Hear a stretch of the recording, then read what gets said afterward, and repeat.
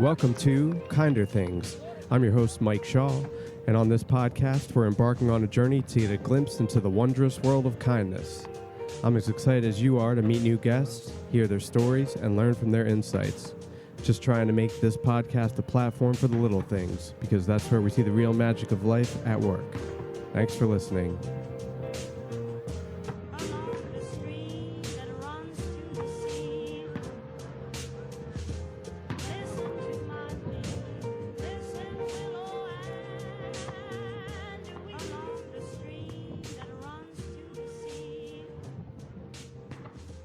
Hey, Nicole, welcome to the show. Thanks so much for being here today.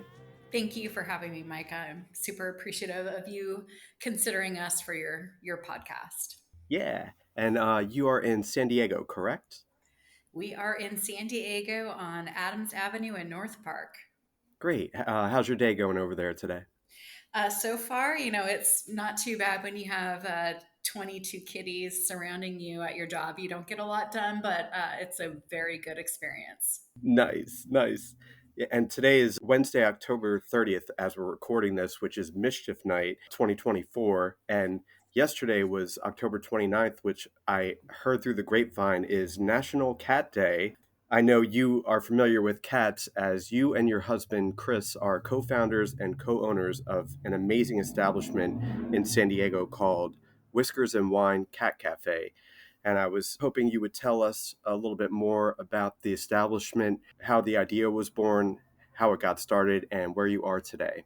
Yeah, no, and again, thank you, Mike, for having me to share more about saving kitties' lives, because that's what Whiskers and Wine is all about, while providing a really special experience for guests. So in 2017, my husband and I happened to be in Charleston for the full eclipse, and we were walking downtown and came across Pound's Cat Cafe, which had uncaged animals that were up for adoption, kittens, felines, and they had beer and wine. And I was like, wow, that is something special. You're providing an environment for socialization for kitties while also providing a great guest experience where guests can get cat therapy. And I was like, I want to do that. And kind of in the background, just a little bit about myself. I had been in corporate America HR for over 22 years. And while it was such a good experience for me, it helped me build the background that I have to be able to open a small business. It was very challenging. I mean, working the 16-hour days and, working through very challenging experiences was a lot. And I'm like, I want to do something different. I've always had a very close place in my heart for animal welfare. And so we're like, let's do it. So we started building out in the background the business plan and then looking for a space. And it took us a while to get through all of that and finally found an amazing spot in North Park on Adams Avenue, where we were able to build a place. So we built up. So we have an upstairs patio. We were very lucky to win the liquor lottery in San Diego, which, afforded us the ability to provide meow-teenies, meow-hattons, beer, wine for guests. So you won your liquor license. That's right. And, there's hundreds of people that apply for that, some of them huge multi-million-dollar spaces in downtown and that sort of thing. And so for a small mom and pop experience like us, that really helped us differentiate who we were, not only as just a cat cafe, but being able to provide that service with cats and also food, because we had to also, build out a restaurant, because now we're a bona fide eating establishment with the liquor license, was very challenging, but again, really made us different than all the other cat cafes out there. Beautiful. I feel like you had the luck of the cats on your side. Yes, that's exactly correct. Yeah. Yeah, and that's amazing that just going to that one cafe in Charleston, South Carolina, just spawned the whole idea, and then you followed through and put all the hard work and time and energy into building such a beautiful sanctuary. Yeah, thank you. Yeah, it was definitely very challenging, and we started building out right before COVID. And then COVID happened. And so while we were supposed to have already been ready to open, everything takes longer and costs more money when you're building out a space. And so I guess it's good, I'm putting quotes up in the air right now, that we didn't open because we wouldn't have been able to with COVID. So Yeah. it literally took us 3.5 years, and Wow. we were finally able to open in 2022. And so now we've been open for just over 2 years, and we have over 265 adoptions to date. Nice. Wow. So yeah, it's been so fulfilling to be able to create this amazing space, not only for adults, because we kind of want it to be a kind of an adult lounge experience since we do have liquor and food, but the cats have a really great space. 2 stories, we call it their resort, and we're basically their staff. Yeah, I did a little bit of research and I saw you had 150 adoptions in your first year open. Were any of those adoptions yours and Chris? Do you guys have any cats of your own? Yes. So I've always had dogs and cats, and just my parents were pretty, they were hippies. So I always had a lot of animals growing up. And so I've always loved animals. And so during pandemic, we had two 18-year-old and a 19-year-old felines that happened to pass away over that 2 year period, which was very difficult. We were very lucky to have those three amazing family members. And then, I thought I needed a break. And then, of course, we fell in love with some of the kitties at Whiskers and Wine. So we adopted two orange babies, a Aw, female and male, and we named them Clyde and Bunny. nice. And of course, they all have 5 different names, but we'll get into that. But they're so amazing. And it's funny because a lot of our volunteers and employees that work at Whiskers and Wine end up adopting because it's hard not to fall in love with them. Excellent. Yeah, and I had a really special experience at Whiskers and Wine. In the beginning of October, I had kind of a tragic incident where I was pet sitting two dogs, and one of the dogs I was sitting bit my nose, and it required emergency reconstructive surgery, and it was a really traumatic incident. I was very timid around animals after that, very tense, timid, and I'm usually very outgoing and can connect easily with animals. So, about 10 days after that happened, my girlfriend and I had taken a road trip to San Diego, and I'd been following Whiskers and Wine on social media for a while now. And I was like, "Ooh, can we go to the this cat cafe? They've got like wine and food." And so we booked a 7 p.m. session. And Nicole, I gotta tell you, just being around all those cats, and right when I stepped into the space, I couldn't stop smiling. I felt at home. I felt so comfortable. And just being there with the cats and playing with them and petting them really helped me psychologically and helped a lot of my healing. And you never really think of cats as being a form of therapy, but surely that's the way I felt being there.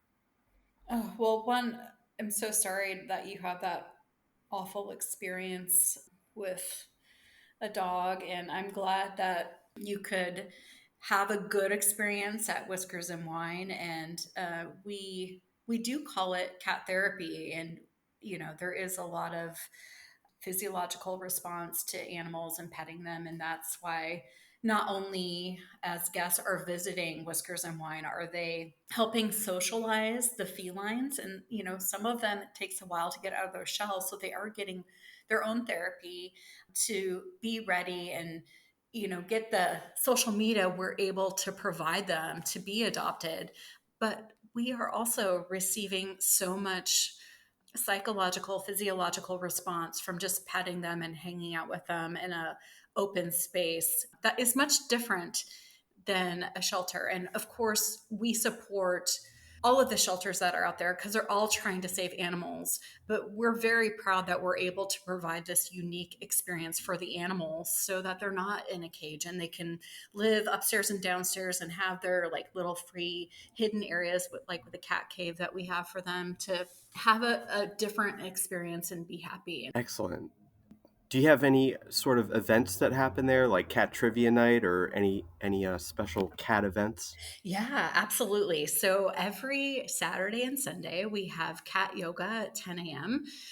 It's really fun. We have amazing yoga instructors. We put a little catnip on your mat, and the cats come out and like they're totally into it. And we even have a few of our yoga instructors do sound healing. So they have different instruments they play, and you would think, oh, the cats would maybe not enjoy that, but they are. Oh, they probably love that. Oh, they love it. Yeah, they get totally involved. They lay in, in the instructor's instruments and that sort of thing. It's super cute.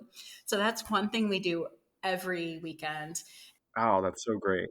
Yeah, fun stuff. We want to look into cat trivia. That's great. Hmm. We've done bingo, singles nights. Cool. We try and do a lot of community events. So we've had local artists come in and done artist mixers and that sort of thing. So as much as we can, we try and involve our community, whether it's working with small businesses, women-owned businesses, military, to get as much support as we can locally. It's hard running a small business, so whatever we can do to help them and animal groups, we try and do as much as we can. Nice. Yeah, and every year in Belgium, in the month of May, they have this huge cat festival. It's called Cat and Stout or Cat and Stot. People dress up their cats and they march around. There's all these big floats. It's a gigantic celebration of cats, and I do have a dream of making one of those happen in Philadelphia, and call it the South Philly Cat Festival or South Philly Cat Parade. So Awesome. yeah, maybe we can make one happen in San Diego too one day. Yeah, I love that. I mean, we've also marched in Pride, and all of our volunteers and employees come out, and we wear our cat ears, and we get involved with the community. So, yeah, if you want to come out and try and help us create some sort of new event, we'd love to have you. Nice. Your social media presence is what made me gravitate toward a visit. And I gotta tell you, like, it's one of my favorite Instagram accounts to follow. Whenever there's a Whiskers and Wine Instagram story, I just can't wait to see what the cats are up to. And do you run the social media site? I have an amazing social media manager.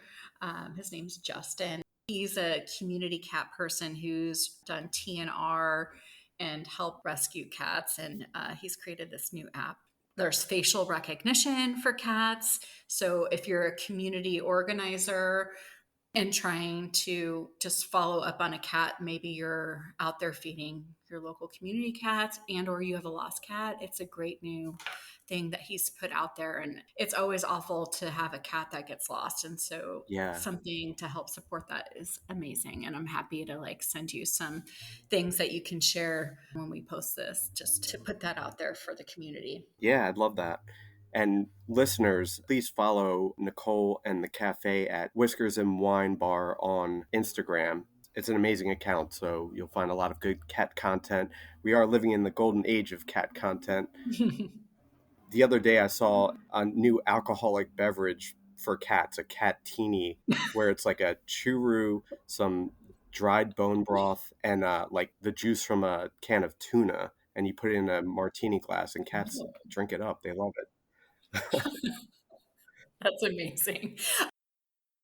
The only other thing I would say to the listeners is if you want to get more involved with kitties, I mean, there's so many communities that need support from a volunteer perspective, but we also are always asking for volunteers. So if you're in the local area, you can go to our website and just click on volunteers and apply. We're having a orientation coming up here shortly, and we'd love to have you. I mean, yeah, you have to scoop poop and feed them and that sort of thing, but you get to hang out in a beautiful environment and pet kitties and make it a better experience for them and the guests that come. So That's amazing.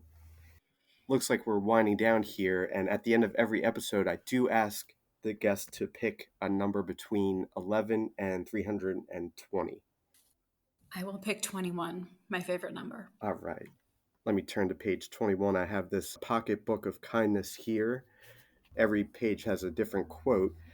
So I'm going to read your quote. It is by Mason Cooley, and the quote is: Compassion brings us to a stop, and for a moment we rise above ourselves.